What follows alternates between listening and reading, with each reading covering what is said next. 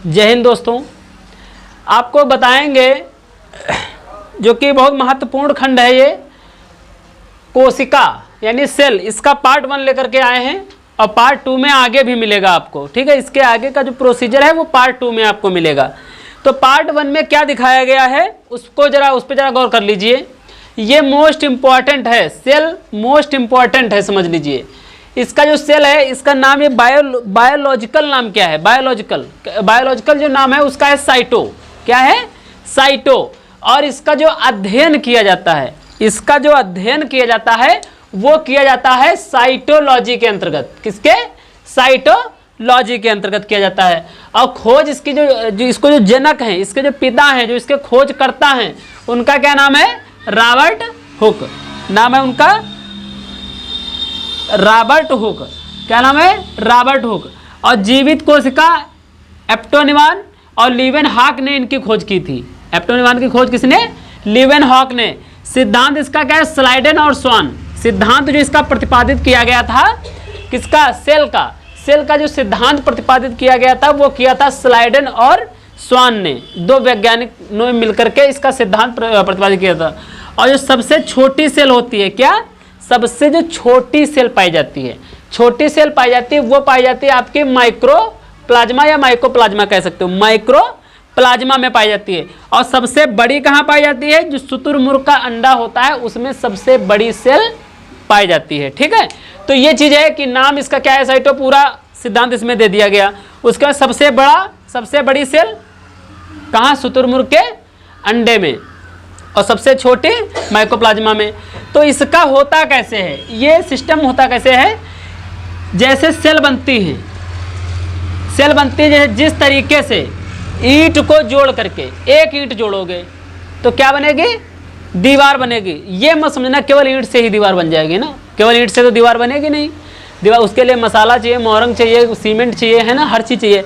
लेकिन ईंट सबसे ज़रूरी है, क्योंकि आप एक बार सीमेंट नहीं डालेंगे तो आप कच्ची दीवार बना सकते हैं। उसमें क्या है? कच्ची दीवार बना सकते हैं, लेकिन ईंट का पक्की दीवार बनाने के लिए ईंट को आप मिट्टी से भी चिपका सकते हैं। ठीक, ईंट को, इसीलिए ईंट महत्वपूर्ण बताई गई है। इसी तरीके से हमारे शरीर के सेल्स का डेवलप होता है। सेल्स हमारा विभाजन यानी कोशिका विभाजन होता है। कोशिका विभाजन कहाँ पर होता है वो आगे चलकर अभी आपको बताएंगे। ठीक है, जैसे ईंट से कई ईंटों को जोड़ करके क्या बनाया जाता है? दीवार बनाई जाती है। कई ईंटों को जोड़ करके दीवार बनाई जाती है। ठीक है, और कई दीवारों को इकट्ठा कर देंगे, कई दीवारों को जो आप इकट्ठा कर देंगे तो क्या बन जाएगा? एक कमरा बन जाएगा। क्या बन जाएगा? कमरा बन जाएगा। और कमरे का क्या है? जब कमरे को एक स्थान पे स्थगित करोगे, कई कमरों को एक स्थान पे स्थगित करोगे तो क्या बन जाएगा? घर बन जाएगा। समझ रहे हो? यानी ईंट से दीवार, दीवार से कमरा और कमरे से घर। ईंट से दीवार, दीवार से कमरा, कमरे से घर। कई ईंटों को जोड़ करके एक दीवार तैयार की जाएगी और कई दीवारों को मिला करके एक कमरा तैयार किया जाएगा। और कई कमरों का जो समूह होता है, समूह, ग्रुप ऑफ रूम ऐसे कह सकते हो ना, ग्रुप ऑफ रूम, यानी कई कमरों का जो समूह होता है उसको हम लोग क्या कह देते हैं? घर कह देते हैं। उसी प्रकार से हमारे शरीर के अंदर भी होता है। उसी प्रकार से हमारे शरीर के अंदर भी होता है। पहले होती है कोशिका। कोशिका के बहुत छोटे छोटे चीज़ें होती है। कोशिकाएं जो सेल्स होती हैं हमारे शरीर के अंदर वो बहुत छोटी छोटी होती हैं। अभी बताया सबसे बड़ा कहाँ? शुतुरमुर्ग अंडा। और हम लोगों के अंदर क्या होता है? माइकोप्लाज्मा। माइकोप्लाज्मा है मतलब छोटे छोटे, छोटी छोटी सेल्स पाई जाती हैं। सेल्स देखी नहीं देखी कभी? ये जाल की तरीके से होती हैं सेल्स। सेल्स जो होता है जाल, देखा? जाल, नेट, उसके तरीके से होते हैं। देखा होगा कभी जब पौधा, प्लांट वगैरह में, जो पौधे वगैरह में सब में सेल्स पाई जाती हैं। बिना सेल्स के उनका श्वसन, उनका जीवन यापन संभव है ही नहीं। ये ध्यान रखो, बिना सेल्स के उनका जीवन यापन संभव है नहीं। जैसे हम कोई घाव लग जाता है, जैसे हमें चोट लग जाती है, कट जाते हैं, पिट जाते हैं, कुछ होता है, कुछ दिनों के बाद में क्या होता है? वो ऑटोमेटिकली पूर्ण हो जाता है, नहीं पूर्ण हो जाता, दवा लगाते हैं जो भी मेडिसिन है उनको सेल्स को बढ़ाने के लिए, तो क्या होता है? वो कंप्लीट हो जाता है। तो ये कोशिका विभाजन ही होता है जो कि उसको पूरा करता है।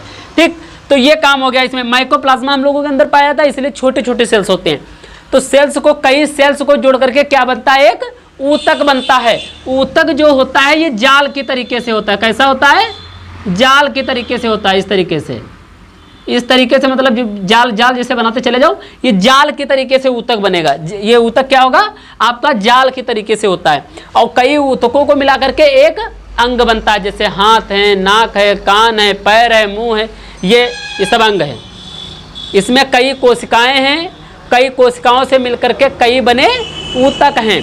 और जब कई ऊतक से क्या बनता है, फिर ये अंग बन गया, ये हाथ बन गया, ये नाक बन गई, ये आंख बन गया, ये मुंह बन गया, है हर तरीके से पूरे शरीर की बॉडी की संरचना है आपके, तो वो क्या बनती है, कोशिकाओं से स्टार्ट होती है।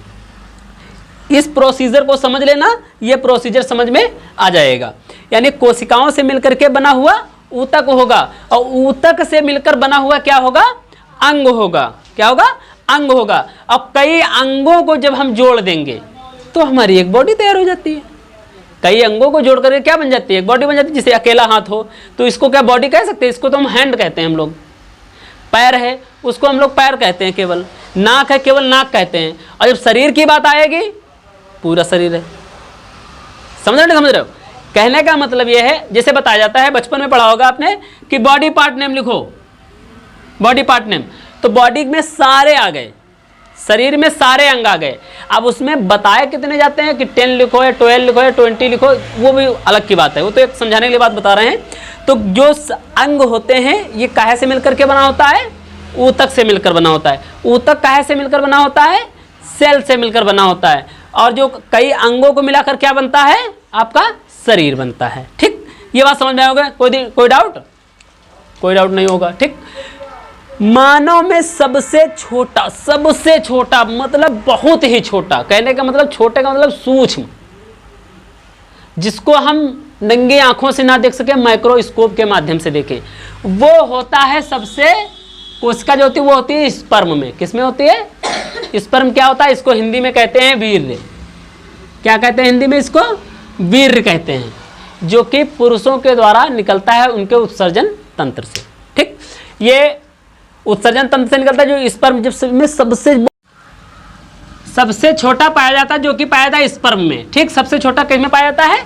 स्पर्म में होता है। उसके बाद मानव में सबसे बड़ा कहाँ होता है? बड़ा होता है आपके जो महिलाओं में अंडाणु स्थित होते हैं। क्या? अंडाणु। अंडाणुओं में सबसे बड़ी पाई, क्योंकि उसमें एक बॉडी का, एक समझ लीजिए एक बॉडी का निर्माण होता है अंडाणुओं के माध्यम से। जब तक वीर्य नहीं होगा तब तक अंडाणु का कोई कार्य नहीं। वीर्य क्या होता है, ये जाकर के शुक्राणु भी कहते हैं इसको, शुक्राणु अंडाणु में जाकर के तब ही जाकर के उसको भ्रूण का मतलब भ्रूण बनाते हैं वहाँ पे अंदर जाकर के। उसके मानव में सबसे लंबी जो होती है वो होती है न्यूरॉन। न्यूरॉन ग्रंथि में, न्यूरॉन में पाया जाता है क्या? सेल। न्यूरॉन में सबसे लंबी पाई जाती है, लंबी पाई, बड़ी नहीं कैसे, लंबी पाई जाती है। और इनमें किसी में कोशिका विभाजन नहीं होता है, ये ध्यान रखना बात को। इनमें किसी भी में कोशिका विभाजन नहीं होता है। जैसे वीर्य में वीर्य खत्म हो गया तो खराब हो गया, अंडाणु में काम नहीं कर रहा तो नहीं कर रहा है, ये पुनः विकसित नहीं हो सकता है, पुनः विकसित नहीं हो सकता है। और जैसे आपका सबसे तेज विभाजन जो होता है वो होता है आपके लीवर में। लीवर क्या है? लीवर में इधर लीवर होता है, ध्यान रखना, इधर लीवर होता है। लीवर को अब अगर आप काट भी देंगे तो ऑटोमेटिकली अपने आप फिर पूर्ण हो जाएगा। समझ रहे ना कि लीवर को अगर आप काट देंगे तो वो ऑटोमेटिकली फिर पूर्ण हो जाएगा। क्यों? क्योंकि उसमें सबसे तेज कोशिका विभाजन होता है। जो सेल्स का विभाजन है, सेल्स का बंटवारा जो है उसमें बहुत तेज चलता है। तो अगर उसमें से कोई भी थोड़ा सा भी उसका टुकड़ा डैमेज हो रहा है तो उसको पूर्ण करने में पूरी सहायता देता है। बल्कि इनमें, स्पर्म में, अंडाणु में, न्यूरॉन में ऐसी स्थिति नहीं होती है। एक बार नष्ट हो गया मतलब नष्ट हो गया। अब ये मत कहना कि लीवर हम पूरा निकाल के बाहर ही फेंक दें, उसके बाद नया लीवर आ जाए। नया लीवर नहीं ऑटोमेटिकली आएगा। कहने का मतलब है कि लीवर जैसे है, लीवर में अगर कट जाता है या थोड़ा आप टुकड़ा काट देते हैं उसका, अपने आप तो को काटोगे नहीं। मान लो डॉक्टर की सर्जरी के अनुसार अगर काटा गया तो वो कुछ दिन बाद ऑटोमेटिकली वो अपने आप सही हो जाएगा। क्यों? क्योंकि उसमें सबसे ज़्यादा सेल्स पाई जाती है और उसके अंदर कोशिका विभाजन की प्रक्रिया होती है। यह ध्यान रखना, उसके अंदर सबसे ज़्यादा कोशिका विभाजन होता है। ये बात किसमें? लीवर में। लीवर कहाँ पे स्थित होता है? इधर बाएं अंग में, तो इसमें स्थित होता है। ठीक, अब फिर आता है कोशिका झिल्ली। कोशिका झिल्ली क्या है? ये एक प्लाज्मा झिल्ली होती है जो कि तरल पदार्थ की बनी होती है। ये तरल पदार्थ है। तरल पदार्थ जानते हो क्या होता है? चिपचिपा, म्यूकस, उसको कह सकते हो तरल पदार्थ। इसमें पादप प्लस जंतुओं दोनों में पाया जाता है। ऐसी झिल्ली होती है। झिल्ली जो होती है इस तरीके से होती है। इस तरीके से एक कोशिका झिल्ली बनी होती है। ठीक, एक कोशिका झिल्ली बनी होती है। उसमें पादप, पादप मतलब पेड़ पौधे, पादप मतलब पेड़, जंतुओं में हम और आप आ जाएंगे जंतुओं में। इसमें क्या होता है पादप झिल्ली में, कोशिका झिल्ली में, या प्लाज्मा झिल्ली या मेम्ब्रेन भी कहते हैं इसको। ठीक, प्लाज्मा झिल्ली या मेम्ब्रेन या कोशिका झिल्ली भी कहे जाते हैं। इसमें कोशिकाएं पाई जाती है। इसमें क्या होता है, हम लोग जो कोशिका विभाजन करते हैं, जो हम लोग करते हैं, तो हम लोग चल करके पूरी एक्टिविटी अपने शरीर की देखते हैं। और पेड़ पौधे क्या होते हैं, एक ही पास खड़े, समझ रहे हो, एक ही पास खड़े हिला डुला करते, उस तरीके से वो लोग श्वसन करते हैं। समझ रहे हो कि हम लोगों को चलना पड़ता है। अगर शरीर बॉडी आपकी पड़ी रहे, लेटी रहे, तो क्या आपके अंदर उतनी एनर्जी, उतनी एक्टिविटी रहेगी? क्या कोशिका विभाजन हो पाएगा? क्या आपकी सेल्स बढ़ेंगे? क्या आप मजबूत बन पाएंगे? जब तक आपके अंदर कोशिकाएं ज्यादा इकट्ठी नहीं होंगी तो आपका शरीर का निर्माण नहीं होगा। ठीक, समझ रहे हो? क्योंकि निर्माण नहीं होगा, कोशिका से ऊतक, ऊतक से अंग, अंग से शरीर। इसके लिए हमें जरूरी क्या है? चलना। जिसे कहते हैं कि ज़्यादा टहलो, घूमो, सुबह वॉकिंग किया करो या आप एक्सरसाइज किया करो, तो क्या कहते हैं बॉडी मजबूत रहती है। बॉडी क्यों मजबूत रहती है? पर मजबूत रहने का कारण है कि उसमें कोशिकाएं ज़्यादा उत्पन्न होती हैं। कोशिकाएं ज़्यादा उत्पन्न होंगी तो ऊतक भी मजबूत होगा। ऊतक मजबूत होगा तो अंग भी मजबूत होगा। और जब अंग मजबूत होगा, आई एम वेरी फाइन, हम भी ऑटोमेटिकली ठीक रहेंगे। तो कहने का मतलब है कि पादप प्लस जंतुओं में भी पाया जाता है।